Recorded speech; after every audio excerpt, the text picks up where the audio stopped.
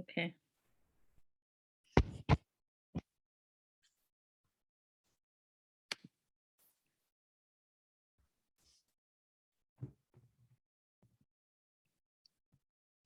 Hi there. Hi.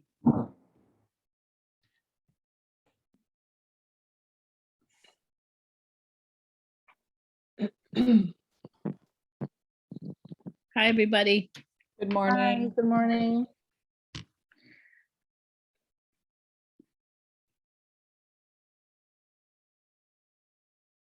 How's everybody doing?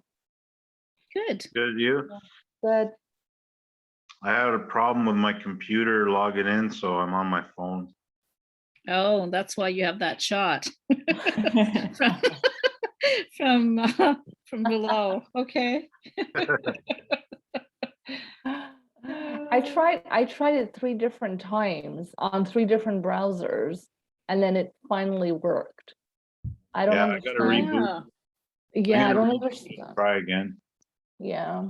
But did you have to fill in information? Like it was like an Evite? Yeah, so I went to click on the link in my calendar and it said register. I'm like, oh shoot, I thought I already know. had, which is fine. So I registered, and then the launch meeting doesn't work. I'm like, okay, stopped, and then I did the click and paste, right? And I did that twice actually for it to work. So that was really Oh. weird. Yeah. It's funny because when I launched a meeting, it would just say waiting for host and it kept circling and Yeah. circling. So Yeah. that's okay. Yeah. Good morning, guys. Good Good morning. Are you talking about having issue getting on this morning? Yeah. Yeah. Yeah, that's because I am in the office, but the training room computer won't work for some reason. So I had to switch back to my laptop in my office. Oh, that's probably Oh. why. So that's Okay.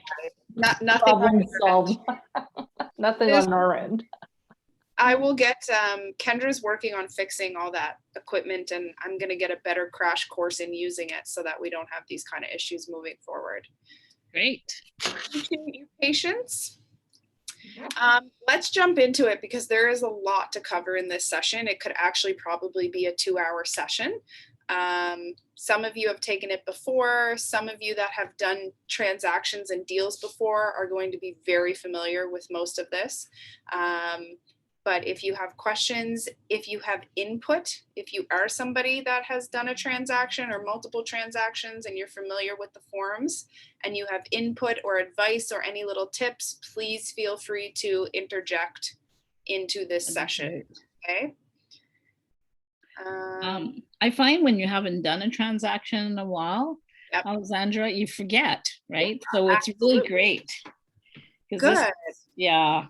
I'm glad that you're happy that I repeat some of these sometimes. Yes, this is a great one for me anyways. I don't know about everybody else, but No, I I find the agree. paperwork a little daunting, so I like it that we can Good. get familiar. Yeah, it is. It's a lot. And there's so It many is. different things you can do, from rentals to buyers, sellers.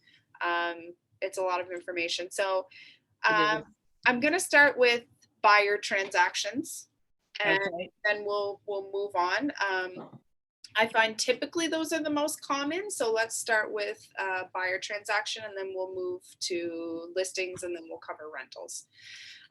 Okay, so first things first, when you're doing a buyer transaction, you need certain forms in the beginning of the process, right? So I've talked about this 1,000 times. Your buyer representation agreement is something that you want to have signed upfront. Okay, does everybody do that? No. Should you do it? Is it best practice? Is it going to save you your own time? Is it going to set an expectation with your buyer? Yes. So for me personally, I always have my buyer representation agreement signed during an initial consultation with the buyer. Okay, to set the expectation that I am their agent and that we are working together. Okay, and we'll talk more about how you get them to sign that when we do the buyer consultation session. Okay, so one spot you guys can always come to if you're having trouble with what forms to use is the Google Drive resources folder. Everybody has access to that now, correct? Right. Yes. Yeah, Dee, you I have think that. I just got it this morning. Okay. Oh, you did. Okay. Yeah, perfect. so I still have to open it up and stuff, but That's that's fine. yeah. Okay. If you have any trouble with it, just let me know and I'll help you. Yeah, so we have the meeting tomorrow, so if I'll try a lot today, playing around, and Okay. then I'll let you know. Yeah, we'll have lots of time to chat tomorrow too. Okay. So I'm going to share my screen with everybody. Get rid of my personal YouTube and my HelloFresh account here. Okay, so in the resources folder, this is where you're going to come. So it's under the drive. So for you guys, you're going to go to the shared with me portion right here, okay, of your Google Drive, and then resources and forms and custom clauses. This is your go-to template for any type of transaction that you're doing, whether it be a buyer, a seller, a tenant, or a landlord. Okay. They're also broken down into freehold purchase and condo purchase. What's the path again, Alex? Yep. So Heath, you know how to get to your drive, right? Yes, So in your Gmail or whatever up here, your drive is here. You would click that. And then for Yeah. you guys, you're going to click shared with me.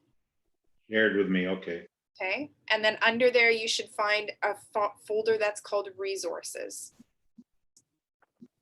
Okay. And then within that, forms and custom clauses. Thank you. No problem. So what I've done here is broken it down so that you guys can see what forms you need and when. So let's start with documents for a buyer on a freehold purchase. So that would be not a condominium, anything that owns its own land. Okay, so what I've done is documents when working with a buyer on a freehold. Anything in red is telling you when you're supposed to use it. Okay, so these documents listed below are to be used at the original point of starting to work with a buyer before a sale is in place. So before you actually have an agreement of purchase and sale signed up, these are the forms that you want to get up front. Again, I really want to note that not everybody does this, but this is going to be what sets you apart from everyone else. So most agents, they start working with a client, they take them out, they show them homes, and when they write an offer, they have these documents signed. What I'm trying to teach you guys is how to be really great business owners and not just hustlers in the real estate industry. Being a great business owner is sitting down, doing a consultation with a buyer, and having them sign the paperwork saying that you're their agent and showing them what you're going to do for them. That's best practice and it will work every time. Dora, you have a question. I just want to add to that, Alex, because I just had my first rental listing. And before calling Alex and saying, what do I need? I just went to that resource folder. I found exactly this, but specifically for rental listings. And I followed it, boom, boom, boom, boom. And then I sent it to Alex and I did it all right. Yes. But that's not the point.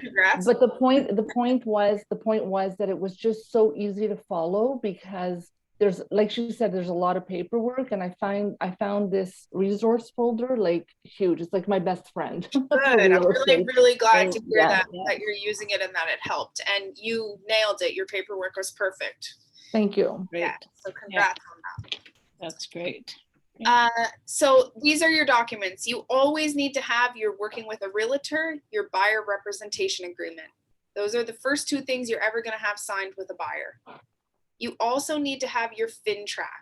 Okay, so Form 630, the individual identification information record. So that is the form that is helping us verify the identity of our clients, and it is required. Okay, you have to have that. You have to have one for each client. So you can't put two, if there's two buyers on the offer or two buyers moving forward, you can't put them on the same form. They each have to have their own form. Okay. Alex, sorry, Yeah, I'm just going to interrupt and ask something about that form. The Sure. 630, it's, so what do? You'll just check their like driver's license and make sure the names are correct. And that's it. And you sign off that form, or? Yeah, so there's no signature on it. So what I've put here is required, but no signature needed from client. So these ones, the clients have to sign. This one is just you verifying identity. So basically you're going to ask them for a piece of government issued photo ID. It can be a passport, a driver's license, an identification card. And you're just confirming that the person in the picture is the person you see in front of you. Okay. Okay, And but what how you- can you make sure that, I mean, like, it's, so I guess like, how do you prove that you check that? You're just looking at their photo, right? You're going to know if the person that you see that you're No, no, working I with- understand, but I Okay. mean, like, how do I prove to, Like the paperwork, right? There's Paperwork. paperwork that you have to fill in. Yeah, so there's a document D. It's called Mm-hmm. an individual identification information record. And you're taking the information from, let's say it's a driver's license, and you're filling it in on oh, that. okay, it's actually, okay, it's not Yes, just that, sorry. okay, okay. No, okay. I'm sorry, I didn't make that Okay. clear. Yeah. No, no, okay, thank you, that makes more So, sense. yeah, Yeah. And let me show you that form right now while we're here. Sure, I said it was 6:30, I believe. yeah. Okay, so here it is here. So you can get mostly everything from their identification. The only two things you're going to need to specifically ask them for are their job title, so what it is they do for a living, and who their employer is. Everything else you can get from their ID, okay? So I have these filled out in the initial point of a consultation with a buyer. So I fill out everything except for the transaction property address. Okay. That I fill in once the clients decide to write an offer on a property and we're proceeding with that property. Is Form 630 required by the seller too? Yes, it's required anytime you're working with an individual, you need to confirm their identity. Okay. Okay. Okay, so I fill in this entire form. So your name as the agent would go here, Alexandra Walker, the date that you verified their information. So for me, I Okay. fill these out the same day that I'm sitting with them and I get their ID. So I Mhm. usually put the date that I'm there. By the way, you guys can fill this in after the fact. I do not waste my clients' time by sitting there with this document and filling it all in. yeah, Right. that's a good idea. Yeah, I typically will take a photo if I'm with them physically and they put their ID on the table. I'll just say, do you mind if I take a picture so I can fill out the form later? And I take a Okay. picture of the ID and I have all the information and I fill out the form later. Great. If Okay. I'm not physically with them, I might ask them to text me a photo or email me a photo of their identification. Right. Okay. So everything gets filled in, their legal name, the address that they're currently at, their date of birth. This is the only thing you can't get from the ID. Their nature of principal business or occupation. Right. So you have to say what that is, you know, registered nurse, Ottawa Health or whatever it would be called. I'm not Right. sure. So we don't have to scan the picture of the ID, we just have to verify we saw it? Yeah. Okay. Exactly. And for occupation, do you have to write the location or just what their job is? Just what their title is and who their employer is. Oh, okay. Drug dealer. Yeah. Don't Don't think that one would pass, Heath. Alexandra, we never have to do that for a tenant, right? Or a listing rental. So I'm going to verify that with Ann and Wendy because different people in the brokerage say different things about that. So for right now, I like to say to get this information. Okay. Really? Yeah, Tenant? can't hurt. Better safe than sorry on verifying identity. Well, information you already know, so it would be pretty easy to just put in there anyways. Yeah, exactly. So Nyling, that's a really good question because I know that there are some different opinions of that within the brokerage. Okay. So I'm going to make a note of that to verify with Wendy on how Okay. they want it done. Do they want a FinTrack for rentals as well?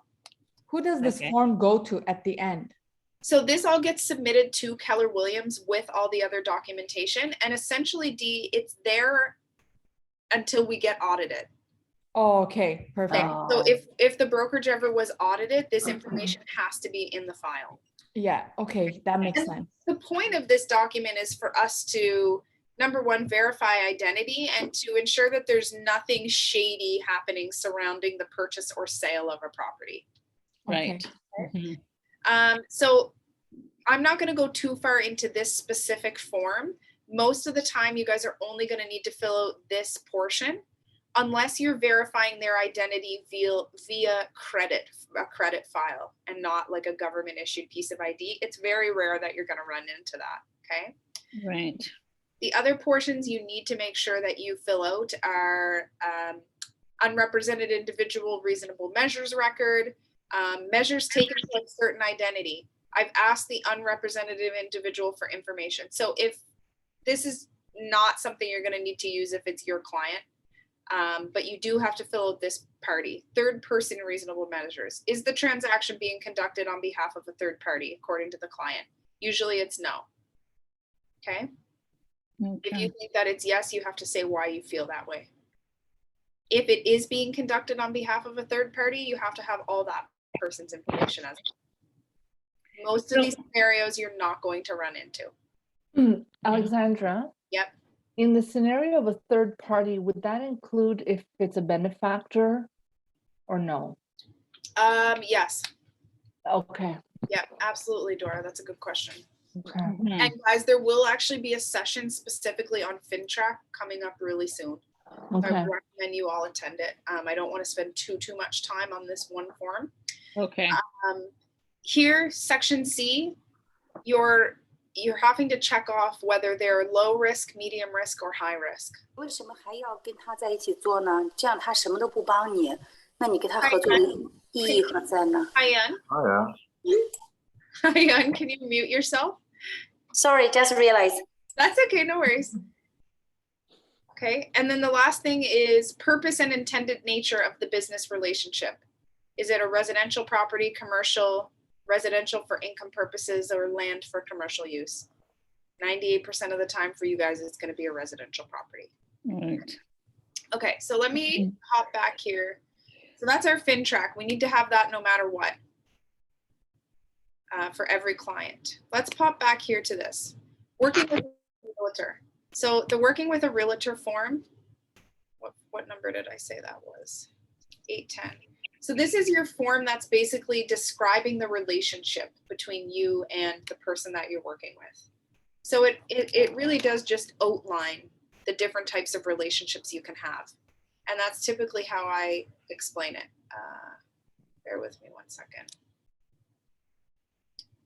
Everyone can still see my screen, yes? Yes. Okay. So this also has to be filled out no matter what. This one is universal for any type of transaction that you're doing. Landlord, tenant, seller, buyer. Okay, so it outlines the different relationships, and that's exactly how I explain it when I'm talking to people. You know, this is saying that you understand the different types of relationships that you can have. The one that offers clients the most protection is the client relationship. Okay, that offers them the most protection. It allows you as an agent to advise them. I'd recommend that you guys all read this so that you're familiar with what it says. That's Go ahead.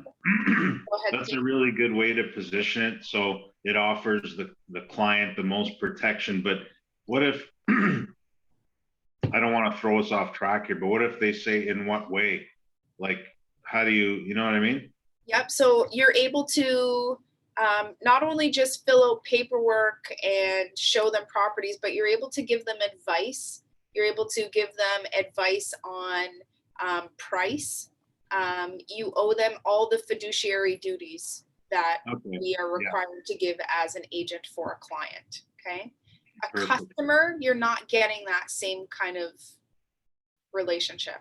A customer, you would just put the stuff up on MLS and that's it, right? Yeah, so for a customer, if it's a buyer, you can give them all the information that would be publicly accessible. You can tell them all of the necessary facts about a home. You can provide them with comparable properties, but you can't actually advise them of anything. Okay. You can't give any advice, And- you can't advise on price. And you don't have a fiduciary duty to them either, I guess. Correct. Okay, that's great. For when you list like just as a customer, what's the fee that we charge them? So that's all dependent on you and what you want to charge. So typically if you wouldn't really be listing as a customer. The only time you would really have a seller as a customer is if, let's say you had a buyer that you were already representing and they were interested in a home that was for sale privately. And then you negotiated with that seller to have them pay you a fee for bringing your buyer. Then that seller would go in a customer relationship. So you're not actually representing them at all. And you would have negotiated whatever that fee is you're being paid.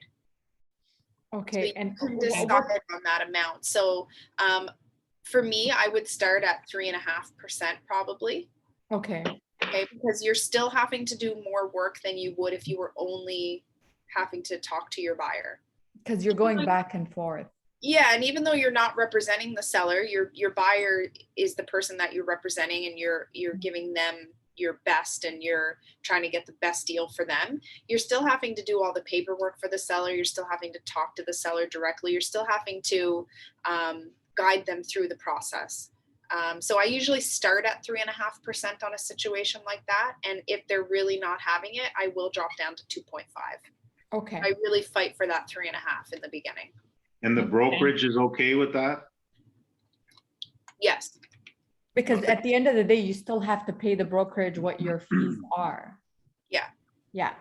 The only time the brokerage ever interferes in commission is whatever we are offering to a buyer agent when we're listing a property.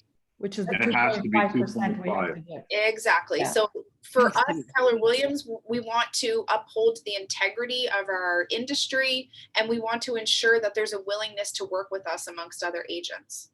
So that's the Is it- only time the brokerage ever interferes with commission. Other than that, you guys 100% decide what you charge and what you get paid.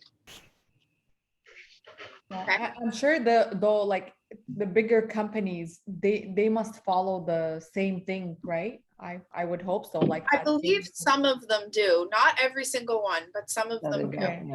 Yeah. And we have some exceptions to that rule as well. So in certain areas, if it's a listing over a certain price, because most people offer a lower commission, we need to be able to be competitive. So we will offer lower. But that's another conversation, and only if you come across it. And it's usually properties that are up over the 900,000 mark. Okay, we can offer lower in some areas. I'd like to add, Alexandra, I've done a few rentals, right? And I've put them in customer, like the actual tenants, I put them in customer representation and not client, because it was one of these, they walked in, they knew, I didn't advise them. They was like, this is perfect, this is what works, right? And I explained that to them. Right? What the paperwork will look like. I said, I'm putting you in a customer relationship because, you know, you walked in knowing this is what you want, kind of scenario, right?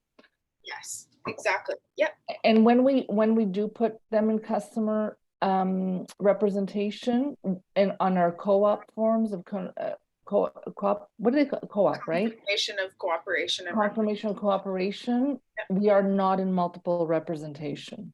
correct. Yeah. So yeah, I learned that. Very good. Very good. Yep, that is right. Okay, so that's the working with a realtor form. I would advise that you guys read through these forms. It's going to be maybe a little bit confusing, but something Dora actually shared with me that I find is really, really helpful. Dora, it's the forms explained. Yeah. Okay, so that's on the Oria website. Oria, yeah, it's amazing. Okay, so I'm going to show you guys that because I think it's a really, really great tool for all of you to know where to go. And it's going to help not only you understand the forms better, but it's going to help you explain them to your clients better. So on the Oria website, oria.com, bear with me a moment. Okay, I can click here to see updated forms. And down here, it's giving you all of the different forms. So see, it says the series 100 forms, the series 200 forms, series 300, etc. So I'm going to click this for buyers right now. And it's going to bring up each form. So form 300 is the buyer representation agreement. I can get it in English, in French. I don't ever want you guys taking your forms from here to actually use. You can get them here, but you should be using web forms. Do we have them in French too? Yes. Oh, okay, that's perfect. Okay. And then over here, this little part is called explained. Bear with me one moment. It says, please log in. Oh, Lord. Things are waiting. Okay, hold on one second. Sorry, guys. Remember, yep. Okay, so what this does, I'm gonna scroll down. It actually in red gives you an outline of what each little section means. Okay, so here's one on commission. This section of the agreement sets the structure for the commission to be paid to the real estate company. It states that the buyer agrees to pay a commission to the real estate company, the detail of which is set out in this section.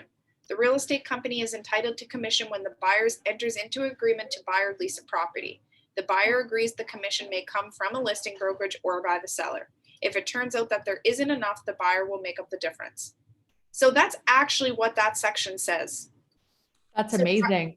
Yeah. So Dora, huge thank you to you because I didn't Yeah. personally even know these existed until Dora showed them to me. Mhm. They're a huge help, guys. Every single form is there and they all have an explanation what they are stating. Right. I love those forms. Yeah. Yeah. Okay. So they're fantastic. Alex, Yep. Go ahead. what do you say when the client says, whoa, I'm not gonna pay the commission, it's the seller that pays it? Yeah. So glad you asked that question. So the way that I run my business, and you guys are all subject to do it how you want, everybody is different in how they operate. I'm copying you. Okay, good. Okay, so when I do my buyer consultation, I ask people, right? One of my slides says, are you familiar with how real estate agents get paid? And they typically say, no, I'm actually not sure. They might say yes, but let's say they say no. I say, well, I'm actually paid by the seller. So my commission, well, what I say is let's say, for example, Dora, that I was representing you to sell your home. So you hired me as an agent to sell your home. I come in and industry standard typically is 5%.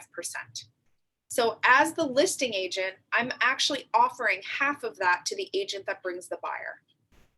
Okay.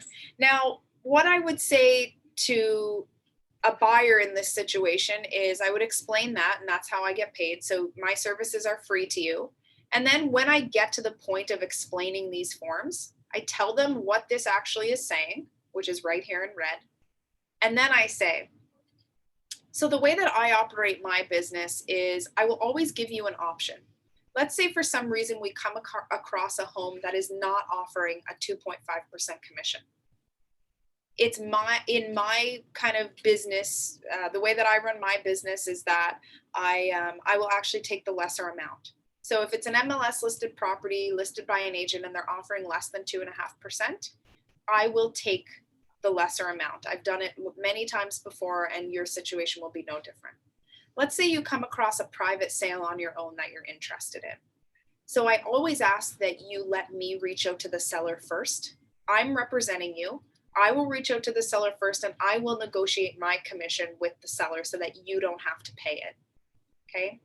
If for any reason the seller is 100% not willing to pay my commission, I will let you out of this agreement. I will terminate the agreement for that one transaction. I'm never going to force somebody to move on from a home that they really love. The goal here is for you to find a home for your family at the right price. So if you guys really want to proceed on that home, I will allow you out of the buyer representation agreement to pursue that opportunity. If it doesn't work out, we will come back together and start looking for homes again. Okay. Do they ever say, well, I don't want to sign that, or can you cross that part out, or can you write in where, you know what I mean? If they don't believe you, but I'm sure by that point they believe you personally. Yeah. So I recently just had one person ask if I would put that in an email, and I did. I just wrote it in an email. Alexander, Yeah. excuse me. So this would allow that buyer, if they say, okay, I want out, right? And what if they went ahead and dealt with the seller? I'm not sure I understand your question. So you're saying that the seller is only willing to give you 2%, Mhm. right? And the buyer is not willing to pay the difference of 0.5. So I personally would just take the 2%. Yeah, because the buyer usually doesn't pay, and that's Right. the way. Yeah. So why would they go with you? Then they'll just go find So another that's agent. why, right, so that's why I'm explaining to them in this situation that even though this says this, the way that I run my business is that if I'm being offered a lesser amount, I will take the lesser amount. If you come across a private sale and they are not willing to pay me any commission after you've given me the opportunity to try and get them to pay me a commission, right? I mean, that's not how I'm wording it, but that's your job, is to set the expectation that if they come across something on their own, they need to reach out to you first. Yeah. Okay. Okay, got it. And then you Right. just put the amount of 2% there, right? Well, I always put 2.5% here. Yeah. But another thing that Dora actually taught me, Dora just teaches me all kinds of wonderful things. Dora will put as per MLS in this spot. Oh, that was taught to me by one of our agents, Rainier? Reiner. Sorry. So That's you a don't good one. actually have to put the amount. You can put as Because per as per MLS. As He per wrote MLS. as per MLS, which was a really, really good thing that he mentioned, because like what Alexander was saying, sometimes it could be 2%, 2.5%, it depends, right? Now, So, the only thing that I will say that and I really like that, but the only thing I will say that I don't love about that, when we transition out of a competitive market, I want to have 2.5% in my buyer rep agreement. Right. Because there could Yeah. come a time, it could be 5 years, it could be 10 years, right, where we're not in this competitive market anymore. So let me give you an example. When I was working and operating in Nova Scotia, it wasn't a competitive market like it is here at all. And if somebody was offering only 2%, I always requested my full 2.5% From the buyer? from the seller. So From if the they said on MLS that they were only offering 2% and the house has been on the market for 3 months and we're the only offer, I always in the offer request that I get paid my full 2.5%. And this section here states that the buyer is allowing you to do that. Okay, so right Okay. now having as per MLS in this competitive market is fine. Mhm. But moving forward, I always like to Right. have 2.5% because if we're not ever in that market, it's saying that the buyer allows me to request it. Right, okay, So that's Okay. just something to think about. Yeah. okay. That's Sorry, good, I don't yeah. want to get into it any longer, but could you also do a 2.5% or as per MLS? Could you put both, or it's either or that you should put on the form? That's a good question that I don't know the answer to, but I'll find out. Okay, Yeah. so Alexander, just a little earlier, you mentioned something about allowing the buyer out of this agreement. Yes. When is that? When is that Well, would come that's up? up to your discretion, right? So this is your business. It's up to your discretion. So I tell them that I will allow them out of this agreement if they find a private sale and I've been allowed the opportunity to negotiate a commission for myself. And the Okay. seller 100% is saying absolutely not. And my buyer client really wants to pursue that particular property. So what I actually do is I tell my clients, I'll give you two options at that point. Number one, you can continue on having me represent you, having your own representation through this process, having me guide you, and you will owe me a commission. I don't say a commission. You will have to pay the fee. I don't like the word commission. It's Okay. It's gross. So I will say a fee. I said, Okay. or if you don't want that, I say you can go in without any representation at all, and I will allow you out of the buyer representation agreement Got it, during Okay. the time that you're pursuing that property. If Yeah, it for doesn't that. come together, we that would property, yeah, together. okay. Okay. And would you normally charge a 2.5% fee? Honestly, I've never really actually run into a situation where this has happened, and that's something that I talk about as well. Okay, I tell them in 10 years, I've never had a seller not willing to pay me anything. Okay, Okay. okay, So the likelihood that we're going to run into that scenario is very rare, very okay. unlikely. But I just Got want it. to make sure that you're comfortable and feel like you And have, you're aware, right, okay, right? got it, It's all about being proactive instead of reactive to a situation. right, Mhm, mhm. right. Right. Okay, All right, let's move on because we are going to have to do another session on this. yeah. I think we should, it's I good. think we should. Yeah, we think we should. Okay, so that's the forms explained. So that's a really great resource, and I would recommend that you guys all look into that. Read it, okay. So that's your buyer forms. The Keller Williams Integrity Privacy Matters. I put here, it's not required, but it's just a best practice, okay? Mhm. When we get to the point of making an offer, the below documents need to be signed by the buyer and sent to the listing agent. So your agreement of purchase and sale, your confirmation of cooperation and representation. Okay, so once we get rid of writing an offer, go ahead. The privacy matters, is that just, oh, this is how we handle your private information? Exactly, yeah. Yeah. Okay. And I you're still just, have you're them just on the line. allowing them to, for Keller Williams and you to send them emails.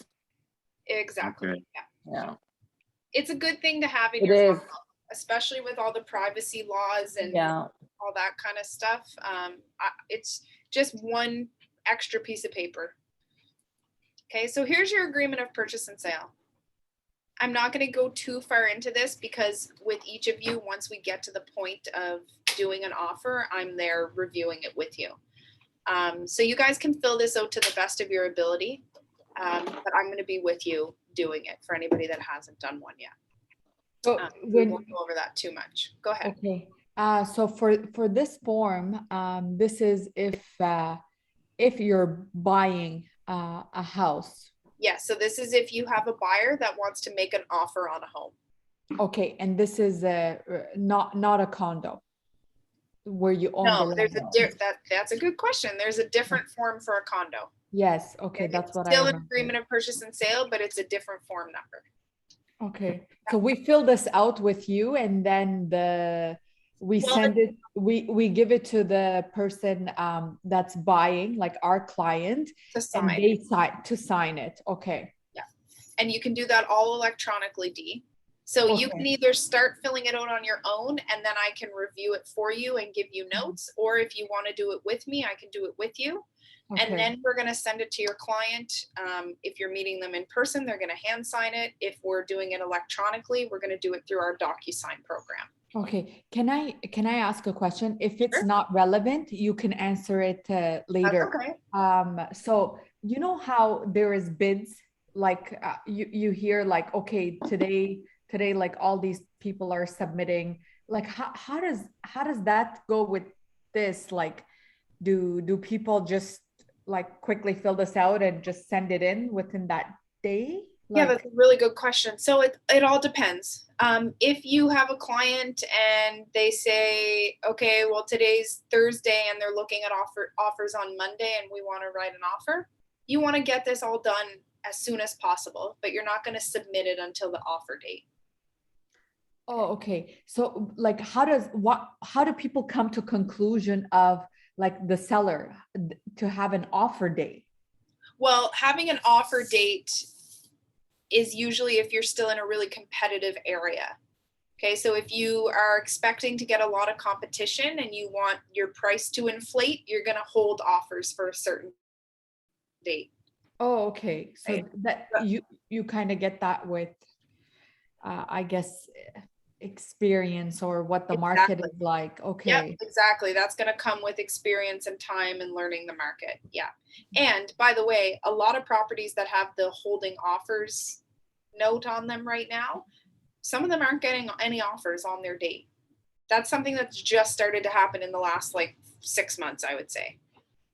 Okay. Yeah, like I see on, like I'm checking Instagram and, on Yep. Google and stuff like that. And then I see like these things saying, starting bid at Okay, so that's a 452,000. totally different thing. That's an auction.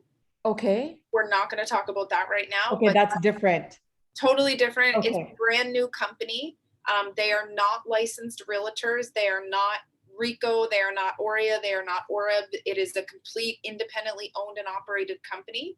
Oh, okay. So I knew there was something weird about it. Yeah.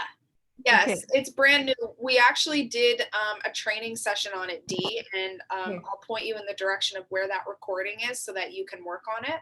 Okay, Because it's perfect. something even like our brokers are still learning. It's brand new just in the last couple months. Okay. Okay. Alexandra, Yeah. a very quick question. Once you send it, let's say you send all the files by DocuSign, do they get automatically a copy of their DocuSign, or do you also need to send them something? So once the document has been completed, signed by everybody, they will get an email with it. Okay. So I personally like to send an email once I have all their documentation in one email that's neat from me, because a lot of people just see DocuSign and they ignore it. And I will attach it all as a PDF and let them know, here's all your documentation. Perfect. Thank you. Okay. I've got a quick question, sorry. Sure, yeah. When you said that the seller will hold offer date, right? Mm-hmm. Okay, now if they don't hold offer, like I thought everybody had to have an offer date somewhere, whether it's a week from now or a month from now or whatever, but that's not the case. They can just leave it open and then people can make offers at any time? Exactly, which we're starting to see more of, Heath, as the market softens a little bit. Okay. Yeah. So in a normal balanced market or in a buyer's market, there's no such thing as offer dates or holding offers. It's just you put the property on the market, and when you get an offer, you deal with it accordingly. Okay. It could be the same day, it could be a month later, it could be 6 months later. That's good to know. This holding offers thing is new because everything is so competitive. So people are trying to give every buyer an opportunity to go in and write an offer. And then obviously it helps the seller because the more offers you have, the more inflated the price is. That's funny because I thought it was the norm, I guess, based on when I entered the profession. Yeah, exactly. That's all you've ever known. But no, it is definitely not the norm. Like this crazy thing of a home hasn't sold in 2 weeks, it's been sitting on the market. That's hilarious. Where I came from, homes sat on the market for 3 months, 4 months, 5 months, 6 months. And that was normal. That was normal. So that's why people are having a heart attack now when a home hasn't sold in 4 days. It's gonna head that direction. I feel like it's not gonna be like 2 days anymore. No, it's already starting to shift. It depends on the area, the home, the price point, and those are things that you guys are going to learn just as you're in the industry more and as you are keeping an eye on things more closely. Okay. Okay, so let's move on. So this you're all going to fill in. A lot of it's self-explanatory, but I am here with you to go through it. So we're not going to look at every little detail. But what I do want to point out is the Schedule A. Okay, so the Schedule A is really important. This is where you're adding anything additional that the buyer wants to have in their offer. So this is where you add any conditions, any kind of clause that maybe the buyer wants the seller to warrant something. So we do have our custom clauses. Bear with me a moment. Where am I? Okay. So we have Anne's custom clauses. So these are all clauses that Anne Scarf, our broker, one of our broker of records, has done up. These are what I use in my offer, and they're broken down for condominiums, freehold purchases, and country. So anything with well and septic. So I literally copy and paste these into my Schedule A, and then I adjust where needed. If there's anything I need to remove, where I need to include dates. So they're pretty straightforward. The buyer agrees to pay the balance of the purchase price subject to adjustments. I really like to explain the difference between a condition and a clause. And this is just something that I've come up with because when I refer to them, I like for people to understand what I'm talking about. So I always say that a condition has a timeline associated with it. Okay, so a condition gives the buyer an out up until a certain time. A clause is just something that both parties are agreeing to. Okay, it doesn't have a timeline associated with it. A buyer can't rescind their offer based on it. It's just something that everybody's agreeing to in the moment. Okay, Okay. so number 2, this offer is conditional by the buyer until, and you're going to put a time and a date in here. And then these are kind of your standard conditions you would have in an offer: an inspection, financing, insurance, lawyer review, any rental contracts. Well, if our buyer, obviously most buyers probably would, but we like they want to have an inspection of the property, we can just literally copy and paste that clause, or? Yep. Okay. So what I do, Dee, is I literally copy and paste this entire thing, and then I go out and remove the ones that I don't need. Okay. Okay. And then like Mhm. this, and then this would go into Schedule A. Yep. Under Schedule A, Yeah. do you copy and paste it under Schedule A, or do you just attach it? No, I literally Okay. copy and paste all of these words, and I copy them and paste them right in here. Okay. Okay. Yeah. Okay. This part here is really important. Unless the buyer gives notice in writing delivered to the seller that these conditions are fulfilled, this offer shall be null and void, and the deposit shall be returned to the buyer in full without deduction. These conditions are included for the benefit of the buyer and may be waived at the buyer's sole option by notice in writing to the seller within the time period. Okay, so this needs to come after your conditions always. Okay. Okay. The rest of these are clauses. Okay, the seller represents and warrants that the chattels and fixtures included in the agreement of purchase and sale as viewed on October 5th will be in good working order. This one right here Mhm.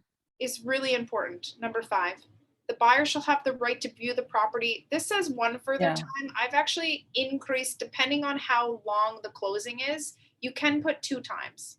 Okay. Okay, Yep. everybody has to realize that the buyer has absolutely no right to enter that property again once a deal is firm until they take ownership.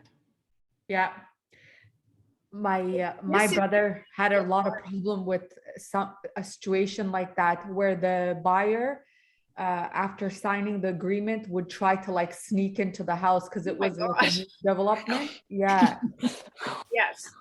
Yeah. And like, So that's dangerous. it is dangerous. Yeah. And like new construction is really bad. Buyers are really bad on new construction. They always are trying to get in and see things. So Mhm. that's why you want to have something like this.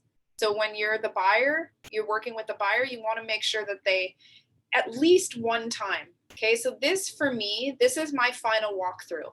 If I only have one more time that they're allowed to see before they take ownership, I'm doing that walkthrough as close as humanly possible to the closing date. I'm not using it 2 days later so that they can go in and measure things and check for their furniture. That is not important. I'm using it right before closing so that I can make sure that everything in the home is in order.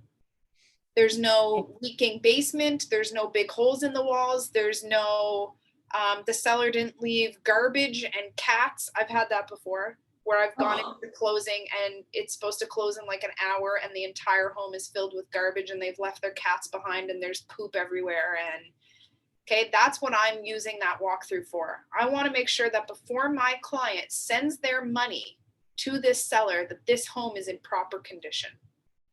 Can you And you stall said- it? Sorry. Go ahead. So if it's not like that situation you had, Alexandra, can you stall the closing then? Yeah, so usually I would put it with the lawyers at that point, right? Yeah. Above kind of what we can do. If you can work something out with a listing agent, that's great, but you always need to get the lawyer involved at that point when it's that close. Yeah. So what I usually tell my clients is, number one, I give them a fair warning that this is not for minor wear and tear. Okay, the furniture is going to be moved now. You're going to see some things that maybe you didn't see during the showing because there's no furniture. You need to be aware of that. This walkthrough is not for wear and tear. When I do the walkthrough, I'm looking for big things, giant holes in the walls, leaky roof. I always have the clients check all of the appliances. So I turn everything on. I turn the washing machine on. I turn the dishwasher on. I turn the dryer on. I check the microwave. I check the stove. I check all the burners. And by the way, I have my clients do this because we can't be liable for that stuff if a day later it's not functioning. So I Mhm. give them recommendations on things to look at. Here's what we should be looking for. I'm going to get you guys to turn all the burners on, turn the oven on, check to see if the Okay. dishwasher works, right? Things like that. Right. And you do that as close to the closing date as possible? I try and keep mine as close to the closing date as possible. I'll be honest, in Nova Scotia, everybody does it the morning of the closing at 9 a.m. But that's Wow. really a thing here. Wow. And that's so like, you don't do it a week ahead in case something else happens that week. I type have thing. done it. It depends on people's schedules and stuff. I have done it a week ahead of time, but I like to try and keep it. I'm doing one this evening for a property that closes tomorrow. So I try and keep it as close to the closing as possible. But like within 5 days, you should be fine. So there's a clause in there that says that you put the clause in there? Yeah, this number 5, the buyer shall have the right to view the property one further time prior to completion at a mutually agreed upon time, provided that 24-hour written notice is given to the seller. The seller agrees to provide access to the property for the purpose of this final walkthrough appointment. Wow. Okay. You can put 2 times. So I have clients that I knew they were going to want to get in to do measurements and stuff. They didn't say it, but I just knew my client. So I put 2 in here. And I'm kid you not, the day after we went firm, she asked me if we could go back in to do measurements to order furniture. So luckily I had 2 appointments in there. So I can take her in to do her measurements and everything. And then I still have my 1 walkthrough for right before closing. Right. If your client don't want to be bothered with it, they say, oh no, it's okay, I don't need a walkthrough final viewing, do you just let it go? Insist on it. Nope, never let it go. Promise. Okay. What if it's a customer and they say, don't worry about it, you're not working on their best behalf, right? So you're just letting go then? Well, if Because you they're, cannot. yeah, you can give them the advice. Yeah. But if they don't care, I would probably have them sign a waiver. Okay. Form 127. With a Saying- customer, would you even do a walkthrough though? I personally would, yeah. Oh, okay. Yeah, because they can get mad at you if something goes wrong, Yeah. so. Yeah. Yeah. I always am going to protect people as much as I can and am allowed. And I think that that's just a basic right that everybody should have to be able to do that. It's And probably we don't know rare, why. It's our job to explain why we're doing it. and it's probably rare.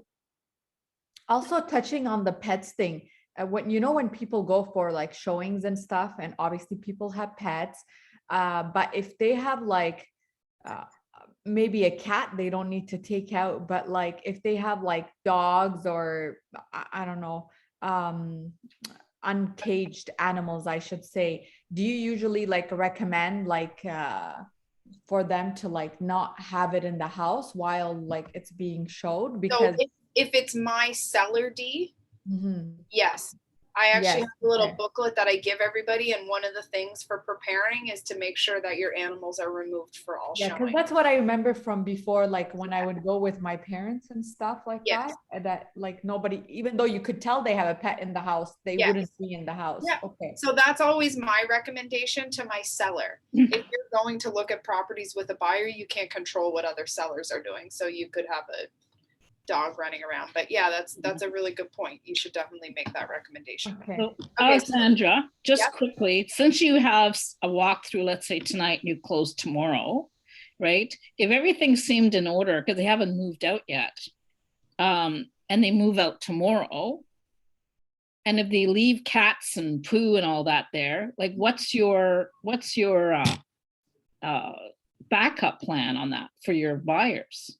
There isn't really one, and that's the challenging thing. So that's actually something that I've reached out to Rico and Aurea about, that I feel that in Nova Scotia, right in their forms, it says that the seller is to have the property vacated by 9 a.m. on the day of closing.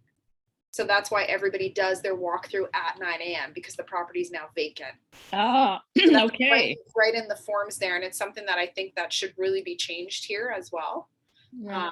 In Interesting. Ontario, from what I remember, from the course, you have till even though you get the keys like by 4 p.m. usually by your lawyer, you have till midnight that night. If you notice something really like, you know, say your stove isn't working at all and it's like dead, you have till midnight that night, right? No. So that's why I really talk about how important this final walkthrough is, because as soon as that buyer sends their money to the seller and that property is closed, That's you it. can try and go back to the seller for any issues, but the likelihood that they're going to take care of it and pay for it or repair it or fix the issue is pretty much not existent. Yeah. Like people Yeah. have to really understand that it's a huge misconception that, oh, I've only been in the house for 3 days and this doesn't work, so the seller is going to have to repair it. Well, unless the seller agrees to it, what's the other option? Take them to court. And that usually is going to cost your buyer more money than just fixing the issue themselves. So that's why we do this final walkthrough. And that's Okay. something that people really have to understand as buyers. Okay, There's a that's a good saying thing I called asked that. buyer beware. So Alex, when you do final walkthrough, you said so do as late as possible. Yeah. But I did it different. I always do around 5 days before, because if you find something problems, so give them time to fix. But I think I did it wrong, right? No, it's not that you did it wrong. Everybody's different. You can do that. I've done them 7 days before in the past. It's all dependent. I like to try and go as close to the closing as possible, because that's usually when people are most moved out and I can see everything better. Yeah. And In also, my scenario, Haiyan, if there is an issue, typically what I recommend is a holdback. So I still want the property to close, but my buyer and my lawyer and myself would come up with kind of a rough estimate of what the issues would cost. And I ask my lawyer to request a holdback of that amount. So if it's $5,000 worth of work, the property still closes and all the funds get released, but the lawyer holds $5,000 back To repair, right. to repair the issues. Right. so I remember that somebody told me said after closing within 24 hours, if you find any problems, so the seller is supposed to fix it. Is that right? That's a yes and no. Is it actually going to happen? Probably not. That's my answer to that. I just got a closing yesterday. Their fireworks and the fireplace not working. And then today the seller go fix it. Turn it Okay, on. but some people will do that, but not everybody will. If they do not do, you can do nothing. Right. Unless, other than fight with them, have the lawyers go back and forth, which is usually going to end up costing money. The more you have to utilize the lawyer, because you have to pay the lawyer.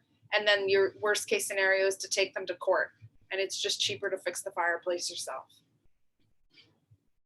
You know what I'm saying? So yes, technically, should they? Maybe, but not everybody does. Yeah. So I always prepare my client for that beforehand. Okay, I really got to move on because we're gonna have to do another session on this. Sure. Okay. There's a lot of information here. So why don't we do this on Friday morning? Yes. It's just a Q&A right now. I'm gonna do part 2 of this session. Yes. Okay. That we can actually get through talking about how we actually, finishing off this paperwork and how we actually get it all done so that you get paid. At Perfect. 9:30. At 9:30 again, right? Alexandra? Yeah. Okay. Okay. Does anyone have any last questions before we pop off? I just put my Instagram on the chat so we can all stay connected since Love we're all that. in the same area. I love it. think it's nice to ask each other questions and have somebody else to message besides Alex. I love that. I love that idea, Dee. Actually, I'm glad you brought that up. I was thinking about starting even just like a WhatsApp chat with all of you. Would any of you be interested in that? Yeah, Yes. I would like that. That'd be great. Okay, so let me do that. I'll throw everybody in there. Anybody who doesn't want to be a part of it, you can leave. I won't be offended. But I think that's a really, really good idea, Dee. It's just another place for you guys to actually connect with one another aside from just doing these groups. Yes, we've been doing it on Ignite too. So it's nice to have people around Canada, but it's more important, I think, within Ottawa for now. Absolutely. Yeah. Yeah, I love that idea. Thanks for sharing that. And I will find you on. And then, I love that you said it says 0 posts. Yeah, just so people don't think it's, just because I'm waiting for my pictures to come in so I can start posting. Perfect. I love it. Okay, that's great, guys. I will Thank start you. WhatsApp chat, and it will be a great place for anybody to just come in, ask questions, talk with one another. I love that. So thanks for sharing. Okay, Thank you, guys. great. Okay, we'll see you on Friday for part 2. Thank Thank you. you. Bye. Bye. Thank you. Bye-bye. Bye. Bye.